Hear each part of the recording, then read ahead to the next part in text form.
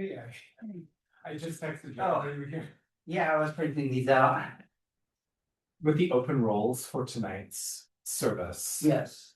I wonder if a full email list. So like Dave, the chaplain, the young person from that sober house, Libby, Birch, like those folks in that larger list is just to say to them, with the collective trauma we are all experiencing, it's likely we'll have a larger attendance this evening. If they could please sign up to cover the open roles. I have to be at a meeting at Epiphany Episcopal Church of Plymouth. Okay. Preparing for the diocesan retreat, so I will be able to be here. Yeah. So I think if you're able to get here by 5:15. Okay. Because I think that's when Dal is like in the parking lot waiting. Yeah. For him to brew the coffee and do all of the other things. But yeah, I just think Dave would be a good person. Haven't seen Lily Birch in a while, and maybe a direct email even to Lily. Trying to think if there's anyone else. I'm not sure if Sherry's available because she's been stretched in with her personal life. Is there anyone else that we might call on? I did make an announcement at the Circle of Care retreat. Okay. We had our retreat yesterday. Yeah. So I asked all the pastoral caregivers to also look at the list from Pastoral Companion. Yeah. Is there you're able to be here, I hope? Yeah. Yeah. I'm signed up, I think, for it doesn't matter, but for one of the things. Okay. Great. So, yeah. I'll be here and I can be here before 5:15. Okay. And then I think Bill will be here. Yeah. And if need be, the two of us can make it work. True. Actually, you and Bella are a fabulous team. So yeah, and then Judy Stack, I'll check in with Judy to remind her about the welcome, Nanette. Good to see you. Good morning. About the outdoor sign. Okay. To make sure that that's before. Yeah.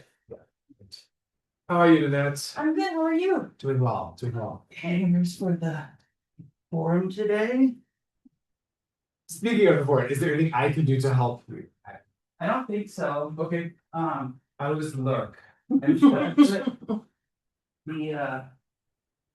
I have this already brought up on there. Oh, good. So when we get to this, but most of it's just gonna be documents. So Okay. Yeah. If you're if you have any attendees online, I guess can you just drop the attachment in the chat? yeah, I can. Yeah. I also, when we got to that part, I was gonna Share screen. share the screen. Oh, perfect. So Actually, yeah, that'll be better for the YouTube recording. yeah. So people can see your handout. Awesome. I will be in the passageway welcoming you. Alrighty.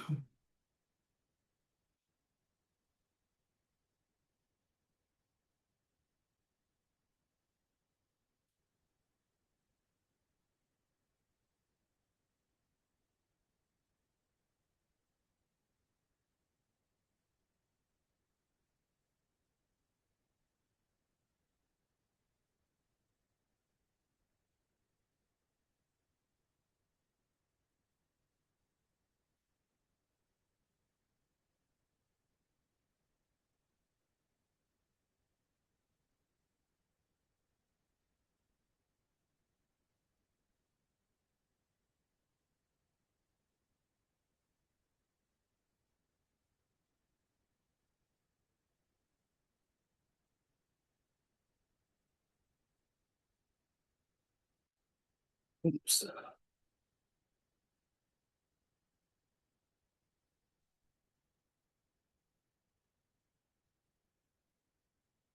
Morning. A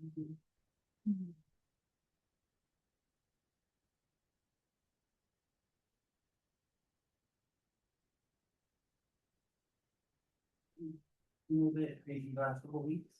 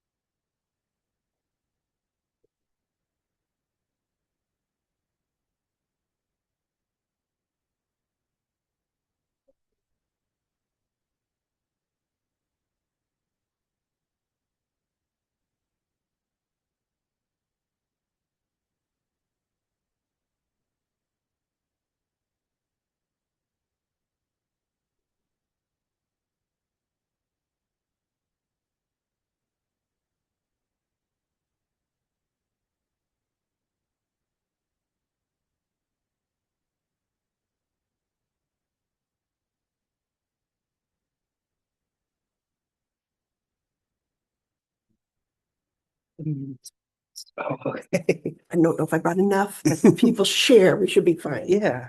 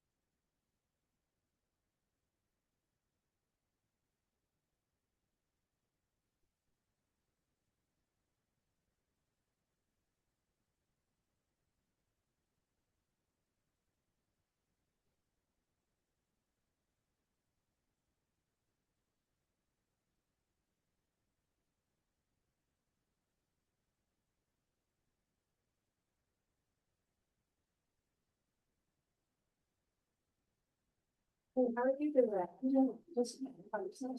Do I have a phone? How do you find our names?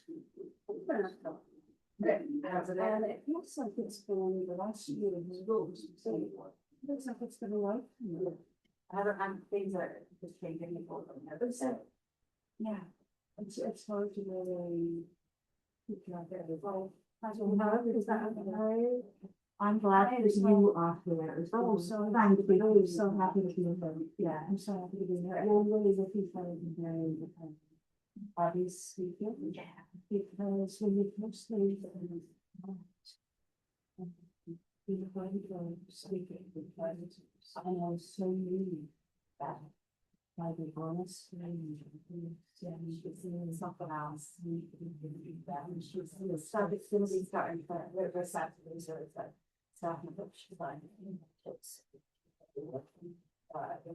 helping from the preparations from the hospital. It's like, she's been so dry. Obviously. I'm just gonna put these over here. Hold on, she was still. So it's a lot for you, what we see as in. What she's been asking to do, I'm gonna have. Minutes ago, yeah, so we're gonna do something there, but I can figure we did our straight. Yes, I'm so glad you're here. I'll make you see. Oh, you did. Good word, I could use the old to get my name tag properly with Jesse. The old, so it's a mirror as well.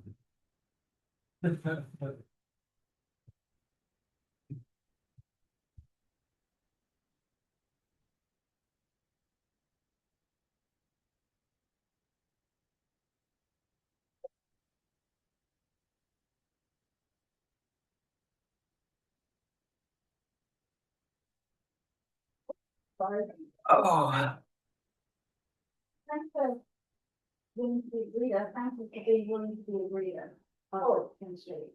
Absolutely, yeah. Really giving that to you. No, I appreciate that to do it, but I can't, yeah. We all have our gifts, right? Well, we all have our limitations. Wow. It'll be a comfort, and they're healthy. Yes. So, well, are they, they're cranberry? should we kick it off? I think so. Okay. Go ahead. Well, welcome everyone. I wanted to kind of start off first with a quick prayer, and then we'll get into learning more about the 12 steps. So as yeah, I guess we'll just kick it off. Dear Lord, thank you for allowing us this warm, comfortable, safe place to be during these very difficult and scary times. Thank you for giving us this community, and these people to learn from and grow with.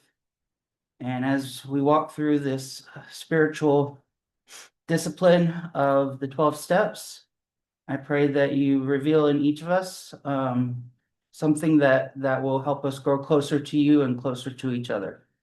Amen. Amen. So I just wanted to start off kind of going about over a quick history of the 12 steps. Where did they come from? What are these things? The 12 steps is the method for recovering from alcoholism as listed out in what's affectionately known as the Big Book, which does look very big, but actually most of these are stories. Only the first like 160 some odd pages are the kind of steps for how to do them. And the rest are personal stories of people who have used this pathway to recover from their problems in life. And so it was kind of designed so that even if you don't have a room full of people to talk with, you can find some strength and hope from the other people's experiences at the back of the book. It started with well, Bob and Bill, but not our Bob and Bill here at St. John's. It was a person named Dr. Bob and Bill W. is kind of how the recovery community refers to him. Bill W. was a stock trader in New York City, was on a business trip, and he had previously had a lot of problems drinking, had tried everything that was out there, nothing would work. And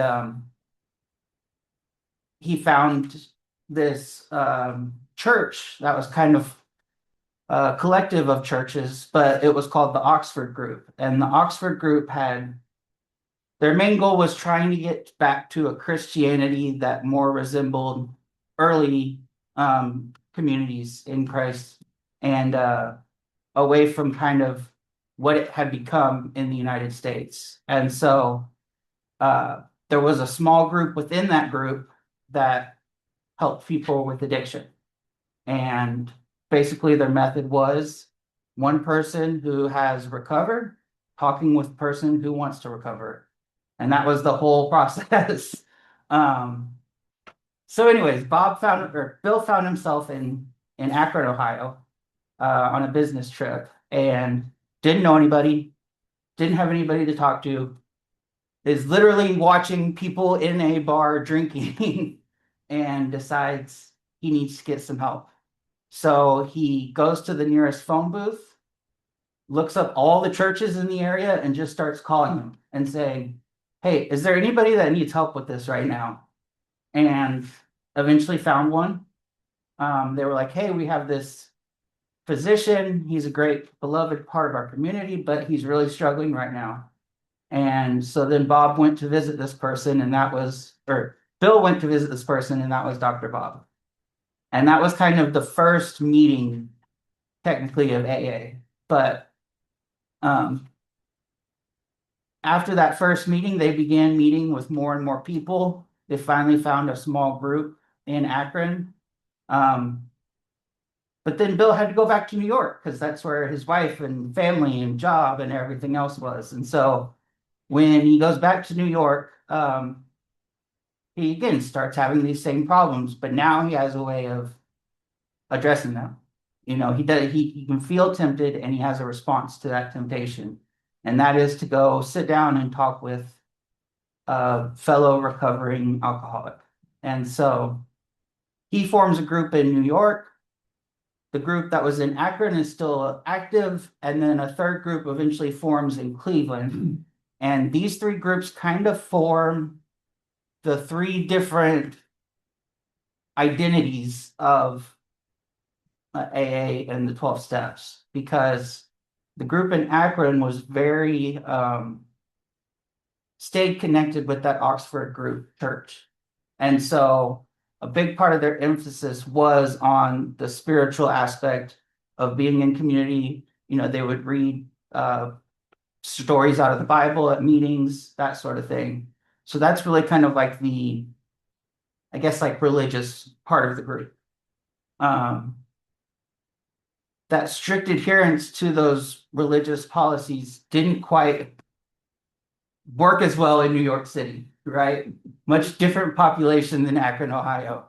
And so Bill adjusted, and really the New York group kind of emphasis was on community, on using the other people in the group as resources for helping your own recovery, and then you doing that back, giving back that help to others. And so that was kind of the community focused one. The Cleveland group came out of the Akron group and was mostly businessmen that traveled back and forth just to go to the meeting and were tired of driving all the way down to Akron every time they needed a meeting. So they started a new one in Cleveland.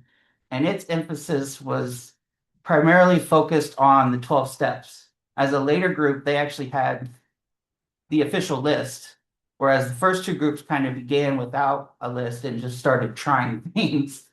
But this group actually had a 12 steps. And so they focused specifically on working these 12 steps.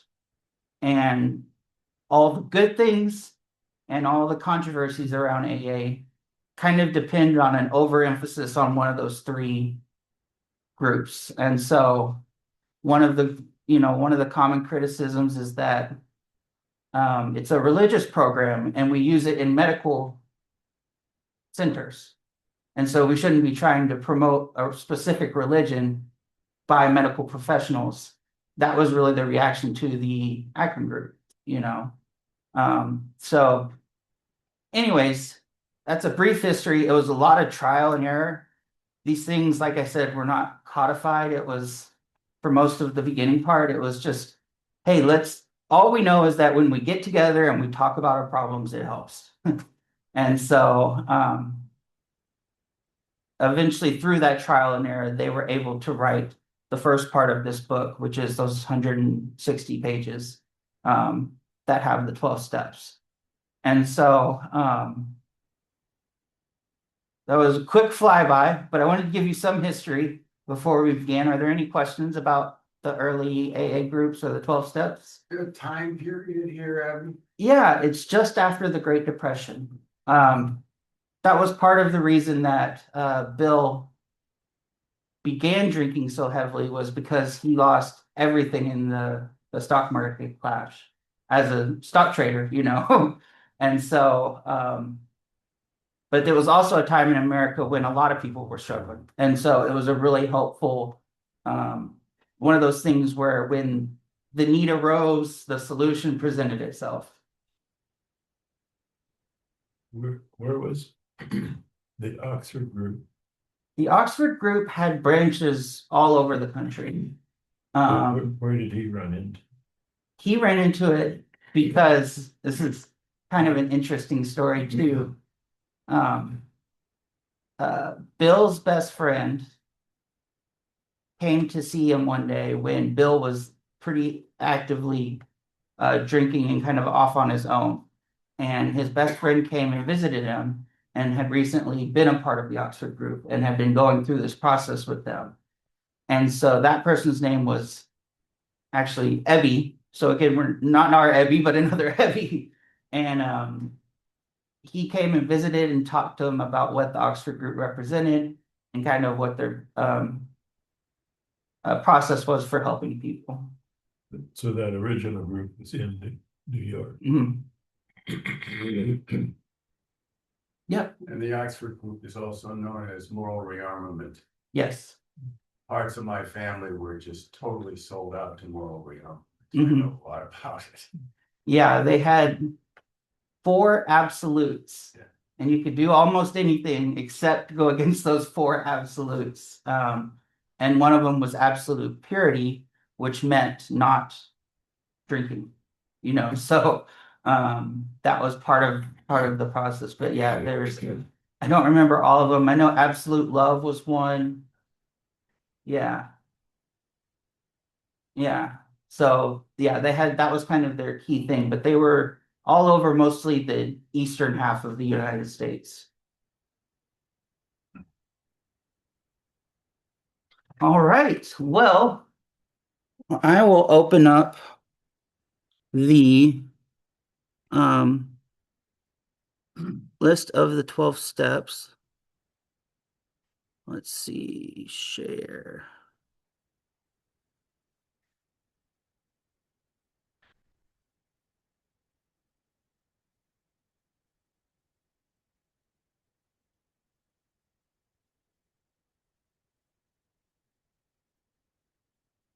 And so at first we're going to look at just the 12 steps, which is the part, the side of the paper that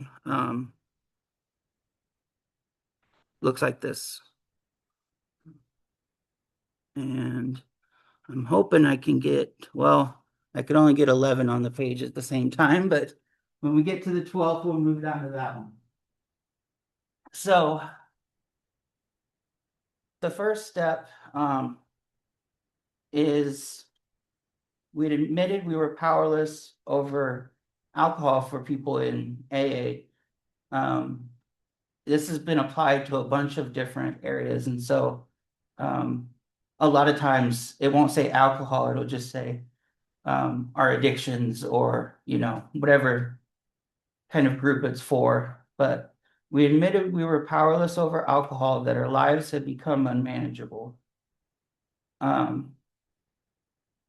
Originally, this was designed for people that are in like the worst of the worst cases, the most, you know, they had tried everything else. None of it had worked, and they had really kind of come to a point where they could admit they were powerless over this problem.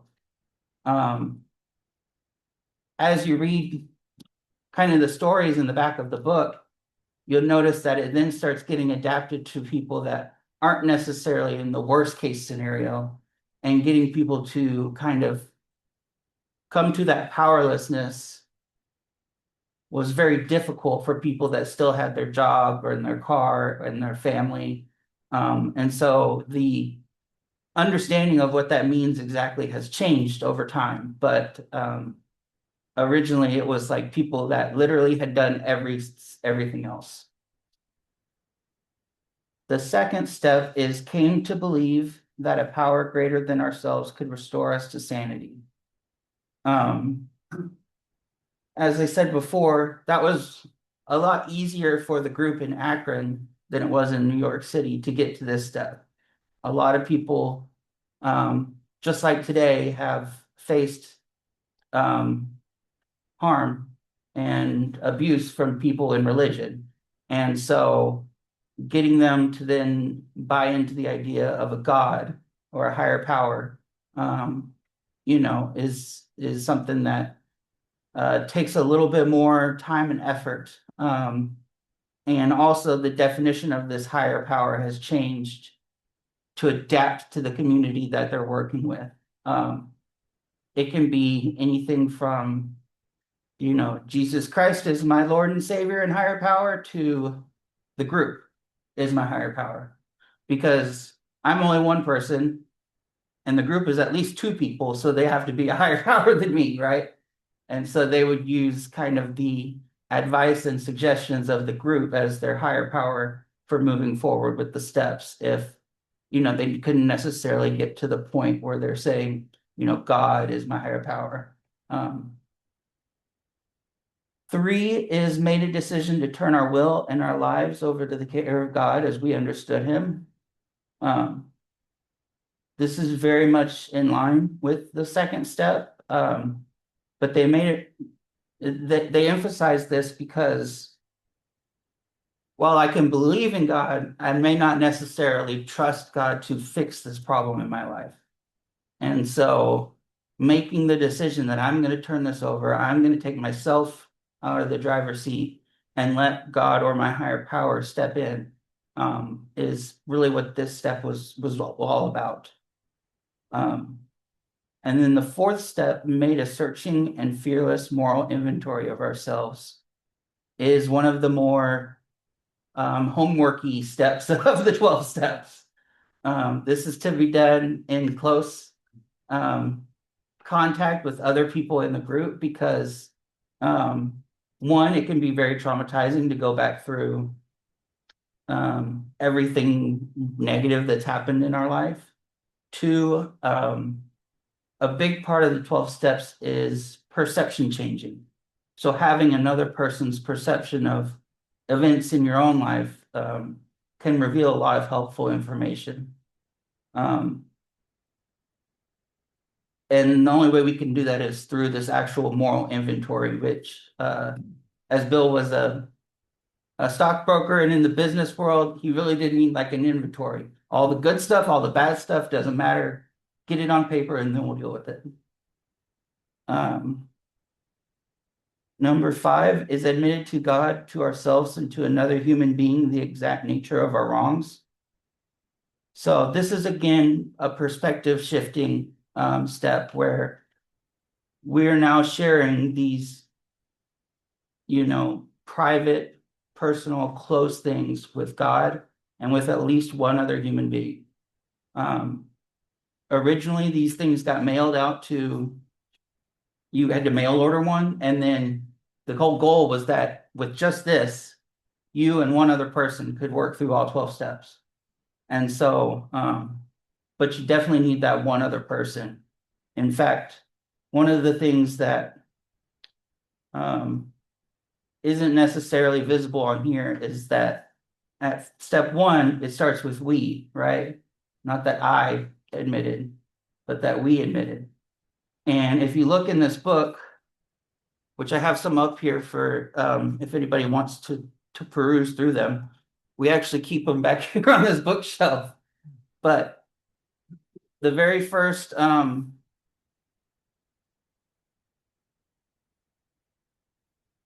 page of the actual first edition starts with "We" of Alcoholics Anonymous. The first chapter starts with "we," the steps start with "we," and all throughout there's like almost every single chapter starts with "we" or "our." And so there was a very important part to be in community while doing these. You didn't have to share with everyone, but you had to find one person you could trust. And so for a lot of us who have had, difficulty trusting other people because of how we've been treated, that can be a huge healing step as well. All right, the next one was we're entirely ready to have God remove all these defects of character. So through our moral inventory, we learned that there are some what they call defects of character or shortcomings that we actually kind of like a little bit. There's some parts of our aspect that maybe necessarily aren't the most morally helpful or spiritually helpful, but that have been very useful for us in the past. And so we're not only turning over our addiction at this point, but we're also turning over all of the negative things we don't like about ourselves over to the care of our God. 7 is humbly, I already did that one. No, I didn't. 7 is humbly asked him to remove our shortcomings. First, we got to believe that our higher power will, and then we can ask him to do it. Step 8 is made a list of all persons we had harmed and became willing to make amends to them all. This is one of the most transformative parts of the steps, because what really we're doing is when we did our step 4 inventory, we got a list of names of people we thought had harmed us, right? And then in step 8, we're going to find most of the people on that list are also people that we have harmed. And so it's a perspective, again, looking not necessarily at all of the ways in which we've been mistreated, but what are the ways which we've mistreated others? And it's between those two lists is a lot of the actual day-to-day work of working the steps. Step 9 is one that is pretty commonly known, at least in the general public, about making direct amends to such people wherever possible, except when to do so would injure them or others. There was a whole show, I forget the name of it, but a comedy show.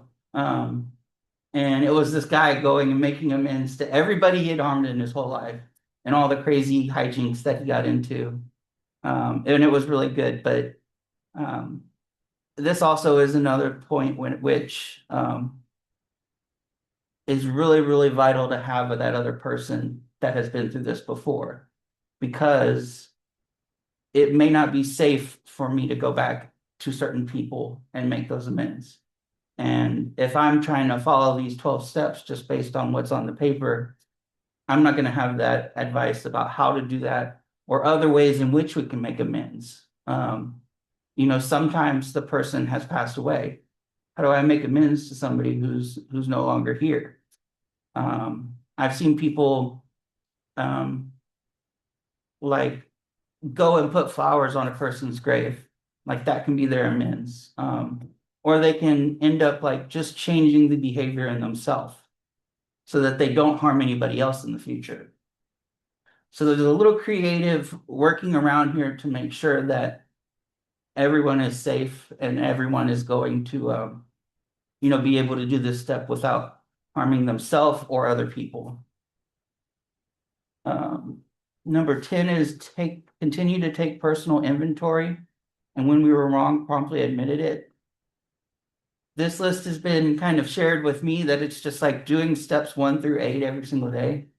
So it says continue to take that personal inventory. When I realize I wronged somebody, I need to make a note of it. I need to think about what sort of character defect was leading me towards this, turn that over to God, and then make my amends with that person. And so it's really just kind of a combination of the first 8 steps or 9 steps.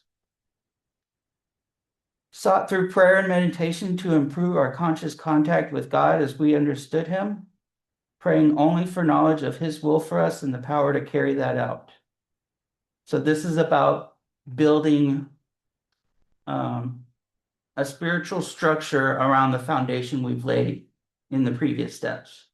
So what does this new found spirituality look like in the everyday day-to-day life.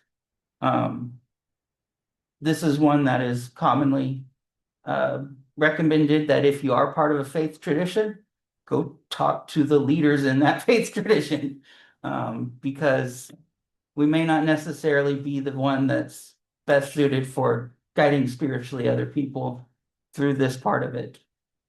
And then step 12 is having had a spiritual awakening as a result of these steps, we tried to carry this message to alcoholics and practice these principles in all our affairs.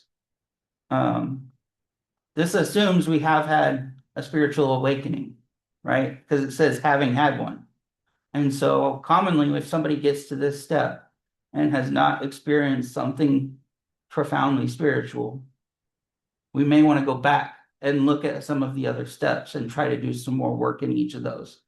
Because at this point, some big changes have happened in life. We've amended our character defects. We've reached out to people we've harmed. We've developed close relationships with other people in the program. And any one of those can lead to what is a spiritual awakening, which is defined in the back of this book. But it ranges anything from Bill W. literally saw an angel in his room with him, and a bright light shined down on him, and it completely changed his way of thinking. But it doesn't have to be that dramatic. It can just be, oh, like, I'm not the center of the world. and that, or that, like, everything, I can change my perspective on how I view things. And so it's very broadly defined, but at this point, pretty much everybody has found some sort of significant spiritual change in their life. Now, I tried to briefly go over each of these. We'll get into how these actually work, but does anybody have any questions?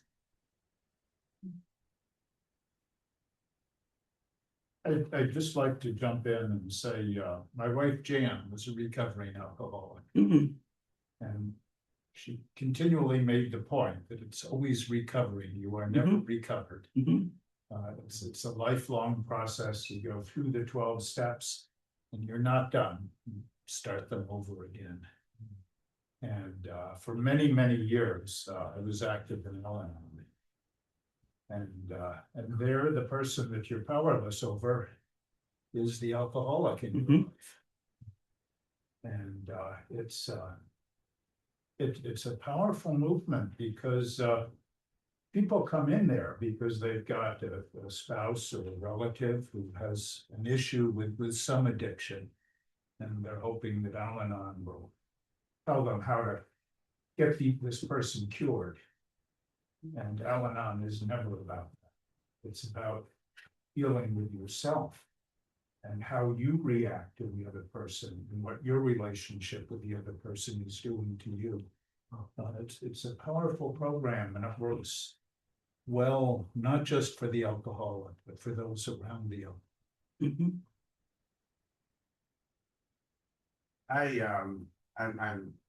I'm sure almost everybody in this group knows somebody who's been through AA, but my college roommate, successful lawyer in New York, and just got taken over by alcohol, and his marriage was in trouble, and he was disbarred. I mean, all kinds of terrible things happened, and he went to AA, and now he is like a leader in AA. And he took me to the 30th anniversary of the AA group in the town that I live in, Long Island. And I was just delighted to be a guest and amazed at the variety of people and some of the stories I heard, and to see the power of this movement, having known it just from my very close friend, but all the people in this space, it was really a remarkable experience. Yeah, if anybody ever wants to attend meetings, if you just Google whatever city you're in and AA, you'll find a list of meetings. Some are open and some are closed. What that means, an open one, anybody can attend. You don't have to necessarily have been struggling with this issue. You can go to just be a guest and experience what it's like to be in these meetings. Closed meetings are reserved for people that have at least gotten to the point of admitting they have this problem. And so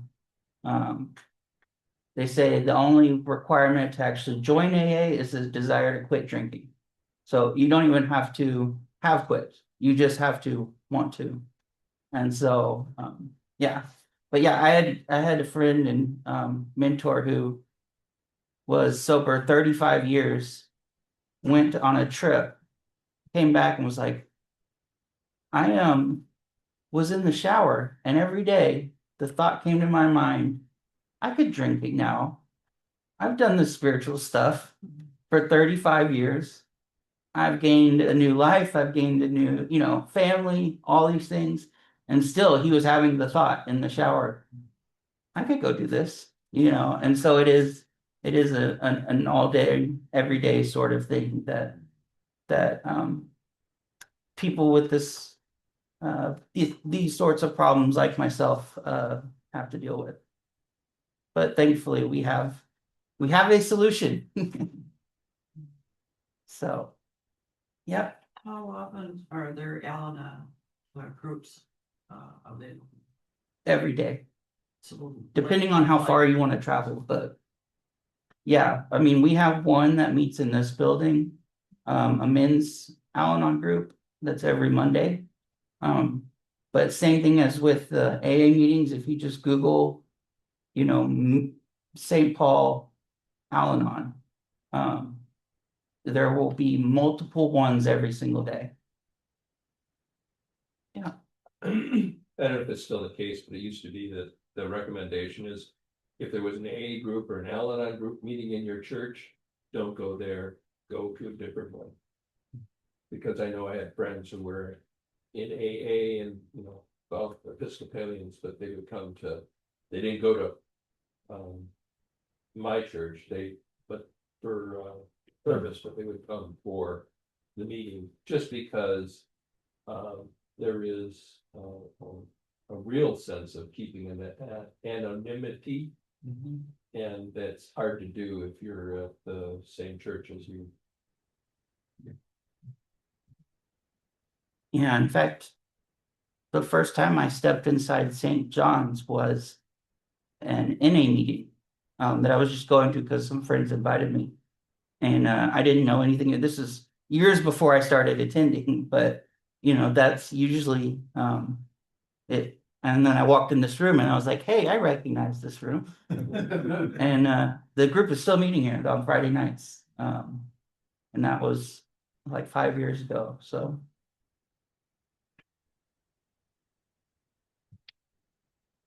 Well, we have a little bit of more time. On the back here is kind of a very brief run through of how you can actually do this not on your own, but with one other person. And also how you can do this with problems that are not alcohol, because we all have problems. We all have problems that we may not have answers for. And so this can be adapted to that. First, it's identifying what the problem is. And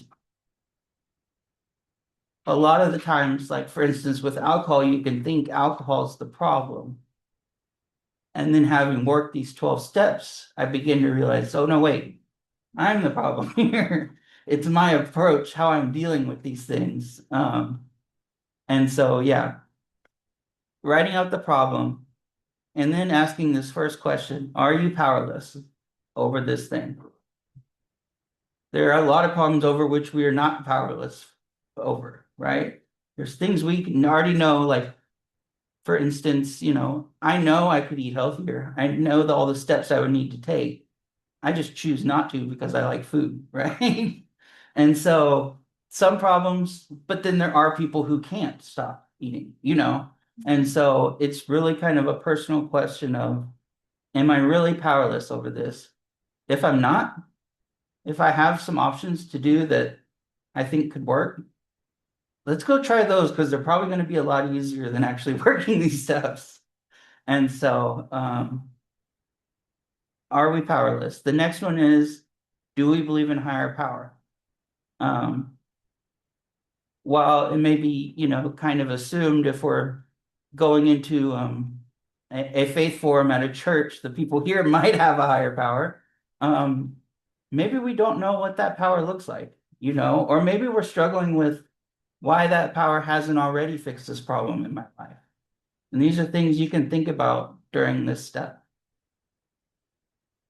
The third one is, do you believe that higher power can and wants to help you with this problem?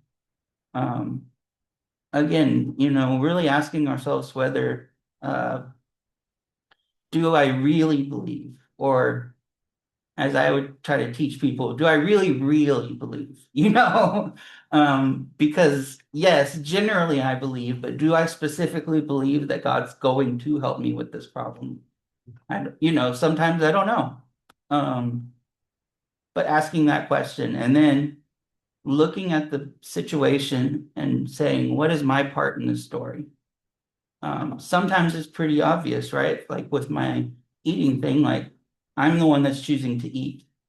But sometimes it gets really tricky because, for instance, people that have been physically or sexually abused in some way as a child, it was never their fault that happened, right?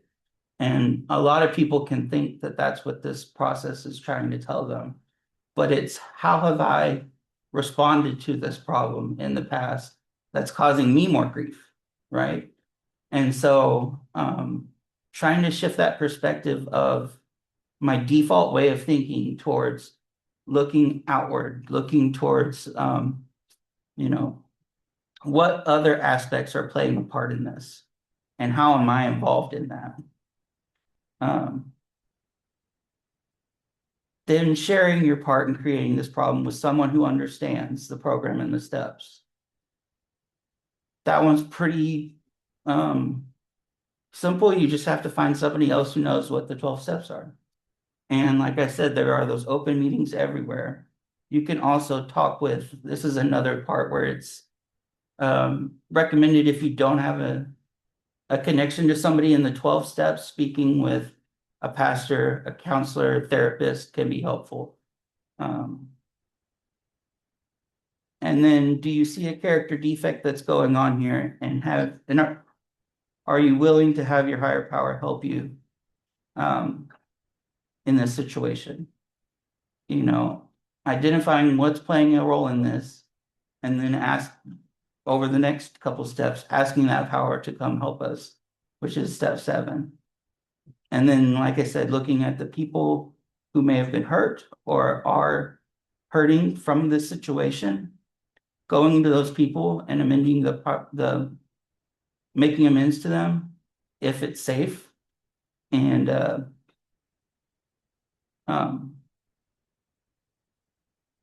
then step 10 is, how have you been wrong in your reaction, attitude, actions to this situation? By this point, you'll have some experience working these steps, and you'll be able to identify where I've been wrong and where I need to work harder or try something different. And what is your higher power's will for you in this situation? What am I learning through this process? What is my higher power trying to teach me? Because almost each of these problems where we're truly powerless, there's some aspect of what is our higher power trying to do with this situation? Like for me, recovering through the 12 steps of AA has then given me the ability to go help other people work the 12 steps. So something that seems very negative, which is developing an addiction, can turn into a huge blessing because now I have the ability to go help somebody else with that same problem. But there's a whole bunch of things that could be, what my higher power's will for me is in this situation. And then what is the spiritual awakening that I've experienced through this process? Reflecting on that, figuring out, okay, yeah, I really have had something significant change in my life, and it wasn't because me, because step one was I'm powerless. And it wasn't necessarily because of just the situation changing, because I've turned this over to my higher power, and how the higher power responded. And so it's looking through those things and learning about them. Do we have any questions now? These kind of play off of each other. These are quite more a kind of easier way to follow the 12 steps than how they were originally written. Is it not correct that the Benedictine rule is patterned after steps?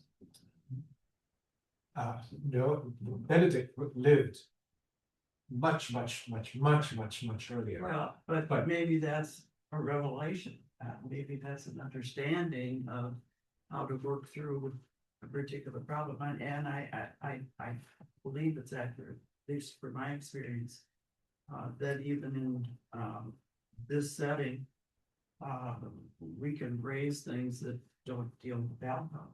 It's not an alcoholic addiction, but there are serious problems that you just don't feel you can deal with. And it really is patterned, at least it's been presented that way. It's patterned after this sort of examination. And I guess the other comment that I would make is, I feel our instruction, spiritual instruction, would suggest that if you think to pray to God, it's good to say, this is what I need, and if you don't get it, then you've been denied. And it's a whole lot more complicated than that, and simply not true. Asking, we shall find, but don't just say, hey, they've got this, why can't I? But it sounds kind of childish, but this to me is very sophisticated and deep and thorough self-examination.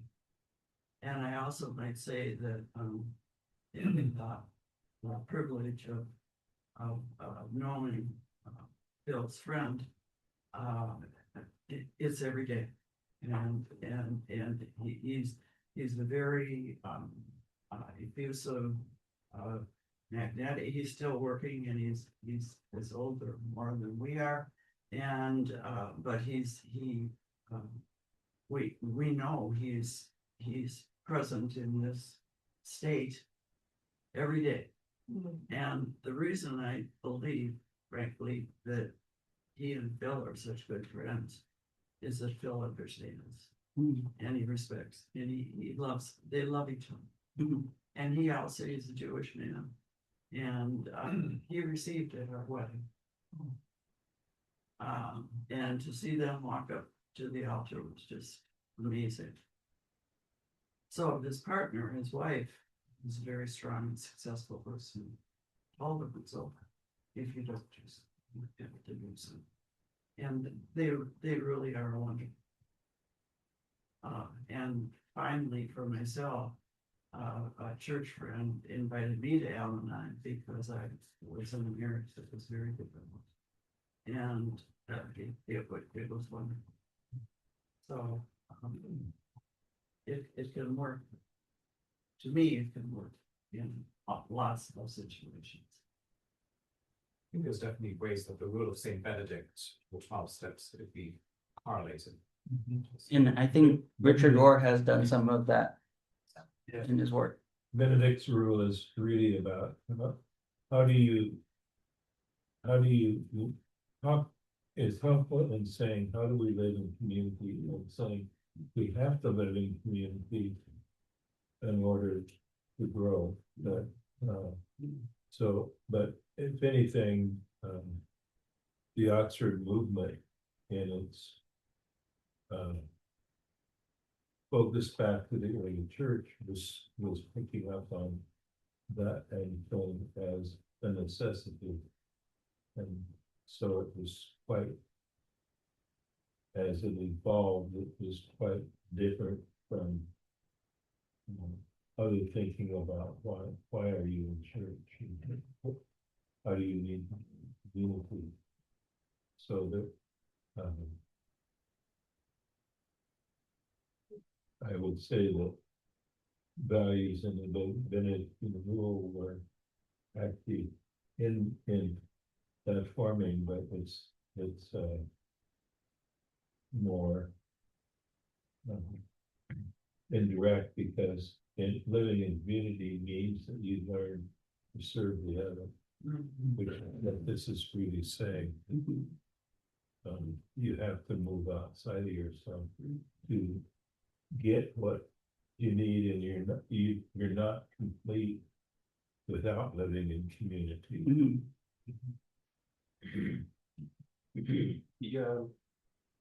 The fifth step, usually the special training that people would do, the fifth step.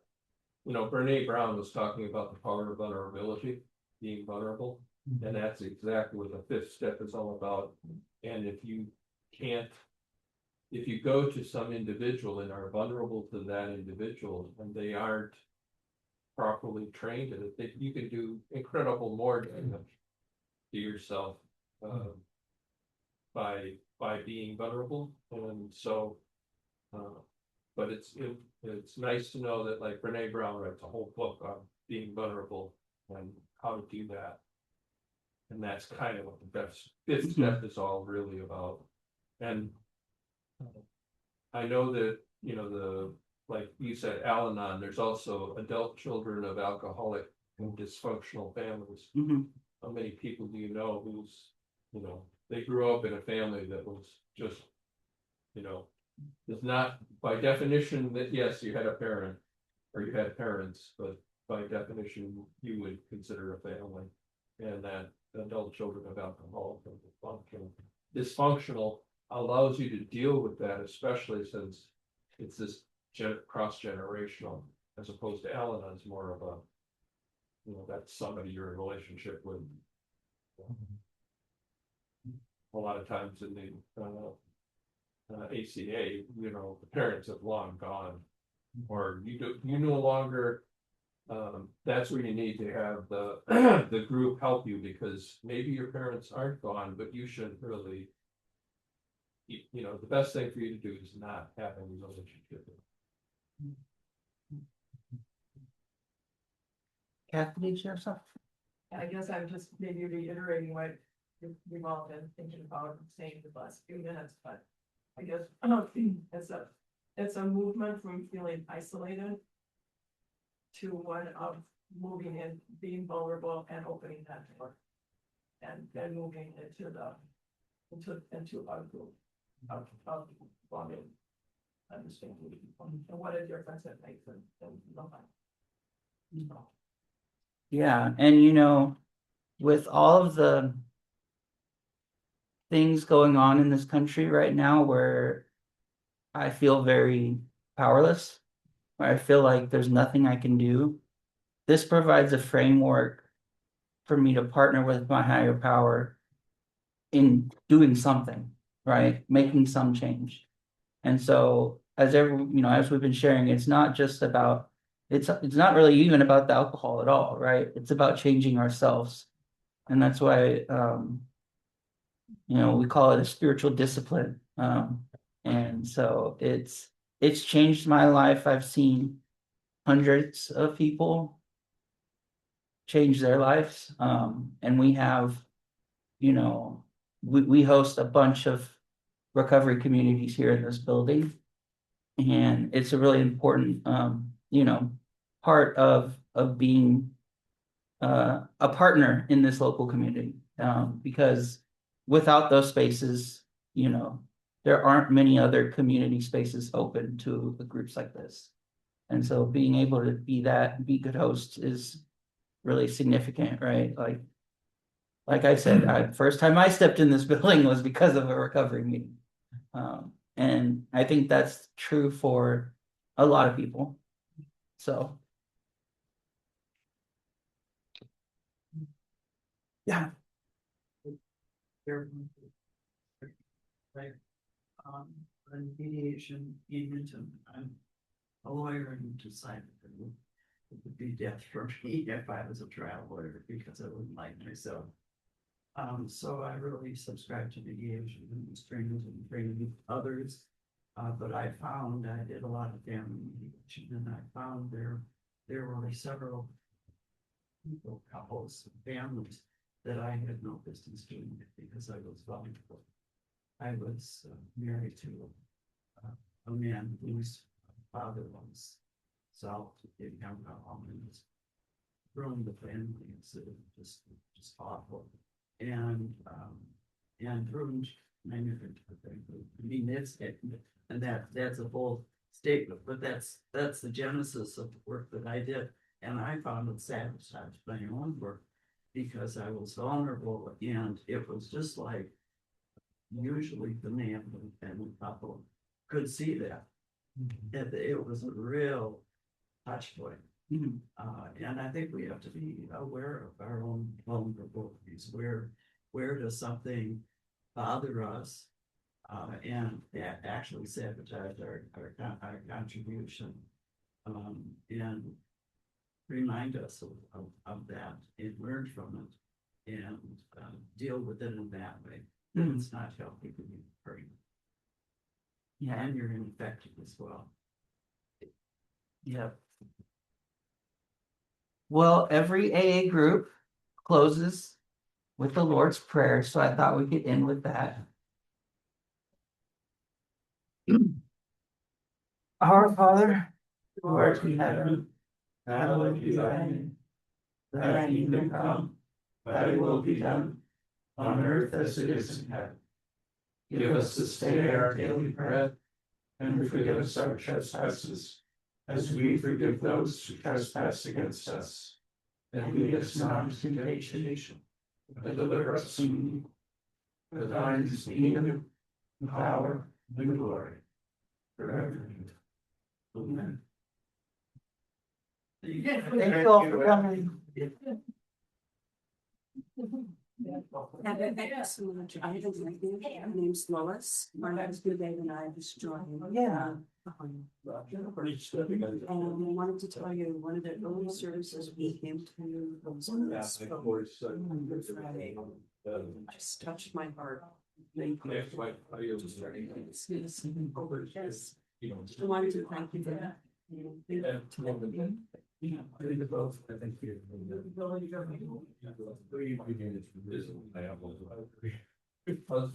My whole life, I